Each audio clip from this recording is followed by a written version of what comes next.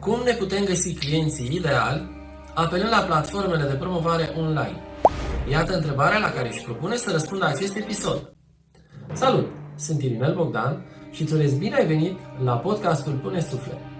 Aici vei găsi experiențe relevante și cuvinte de duh ale unor oameni care îți pot deschide perspective noi în viață sau în afaceri. Deci fie că te străduiești să dai măsura potrivită la locul de muncă sau în afaceri, acest podcast este pentru tine.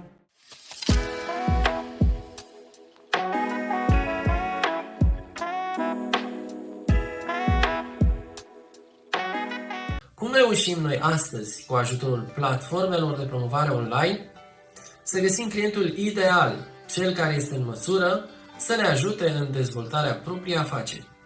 Iată întrebarea la care voi încerca să răspund în acest episod al podcastului Pune Suflet. De asemenea, vom afla cum trebuie să-l abordăm, la ce anume trebuie să fim atenți încă de la început și care este ingredientul secret în construirea oricărei relații durabile, reciproc avantajoase. Să trecem la treabă. Ce înțelegem prin client ideal? Acea persoană care, în baza unor valori sau convingeri relativ comune, poate aprecia corect valoarea soluțiilor propuse de către noi.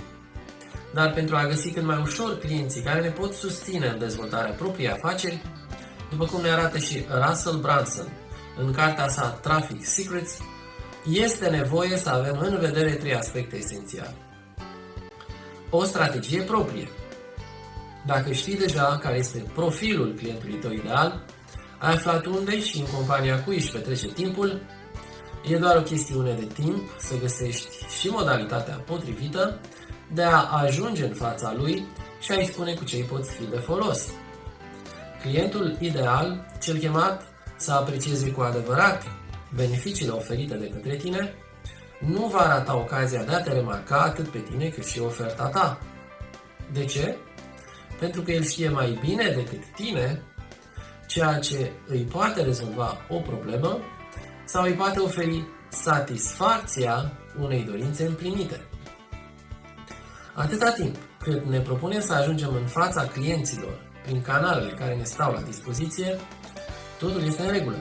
Problema e că, adeseori, aceste canale de comunicare se află într-o schimbare permanentă, iar cei care au descoperit deja modalitatea de a avea un număr semnificativ de clienți nu sunt mereu dispuși să împărtășească și celorlalți micile lor secrete de reușită. Tocmai din această cauză nu trebuie să căutăm astfel de secrete sau rețete, pentru că de obicei ele nu sunt nici suficiente și nici nu fac bine pe ansamblu segmentului de piață în care activăm. De ce? Pentru că, pe de o parte, succesul e o chestiune personală, iar pe de altă parte, comercializarea unor rețete de succes este responsabilă de aglomerarea piețelor și de creșterea prețurilor de acces. În schimb, ceea ce putem face este să înțelegem și să aplicăm bine o strategie proprie prin care să ne abordăm clienții ideali, apelând la platformele de advertising online care ne sunt puse tuturor la dispoziție. Odată creionată o astfel de strategie, ea va rămâne în picioare indiferent de schimbările care intervin pe platformele de advertising sau indiferent de alte instrumente apărute pentru găsirea clienților. Clienții importanți. Fiecare platformă de advertising are în principiu același obiectiv, acela de a oferi consumatorilor o experiență cât mai bună, menită a-i convinge să consume cât mai mult conținut. Odată înțeles acest obiectiv, nu-ți rămâne altceva decât să îl respecti în tot ceea ce faci pe platforma respectivă. Pentru a beneficia de susținerea acestei platforme, la identificarea și creșterea audienței pe care o cauți. Fiecare platformă are numeroși clienți care au acces direct la audiența pe care o cauți și care au reușit să găsească și modalitățile potrivite prin care să fie cât mai consumați și recompensați de algoritmul platformei respective. Activitatea acestor clienți îți poate da o indicație clară asupra ceea ce trebuie să publici pentru a fi recompensat de algoritm și consumat de către clienții pe care ți-i dorești și care se află deja în audiențele acestor clienți importanți. Urmărind ceea ce are succes, încep să simți trendul și așteptările celor care consumă conținut, reușind să anticipezi cu precizie momentul în care comunitatea cere modele noi. Urmărindu-i pe clienții importanți, poți rămâne neafectat și de schimbările algoritmilor, inspirându-te de la cei care nu vor înceta să-și apere pozițiile greu câștigate în orice circunstanță. Ingredientul secret.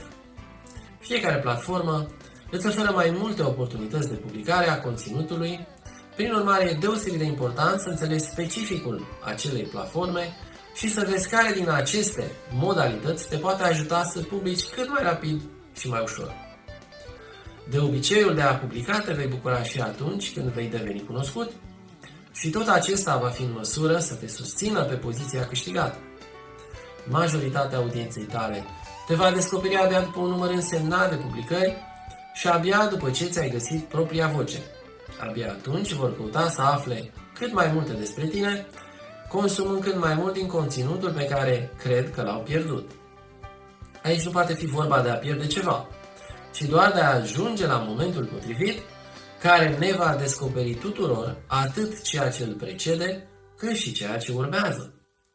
Momentul adevărului pentru tine și audiența ta, de la care totul începe să capete sens. Secretul constă în a fi consecvent. Doar dacă publici zilnic poți deveni relevant, îți poți regăsi vocea și poți oferi clienților timp ca să te descopere.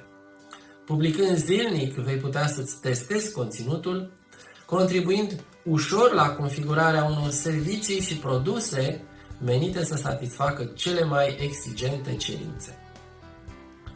Deja nu mai este vorba doar despre tine, ești pe un drum pe care, privind înapoi, te vei minuna de ceea ce vei vedea an de an. Să recapitulăm. Ce trebuie să facem pentru a ne găsi clienții ideali și a-i deservi cât mai bine? Pe cei care ne pot ajuta în dezvoltarea afacerii noastre online. Strategia proprie, clienții importanți, prezența consecventă. Dacă ai găsit ceva util în acest episod, aș aprecia tare mult un click pe butonul like. De asemenea, dacă ai întrebări legate de acest episod sau de oricare alt aspect pomenit aici, îmi poți lăsa oricând un comentariu în secțiunea de mai jos. În acest fel mă voi asigura că videoclipurile pe care le vei găsi aici vor fi cât mai aproape de conținutul pe care ți-l dorești. În continuare, dacă n-ai făcut-o încă, te rog frumos să dai click pe butonul subscribe pentru a putea beneficia și în viitor de conținutul postat aici.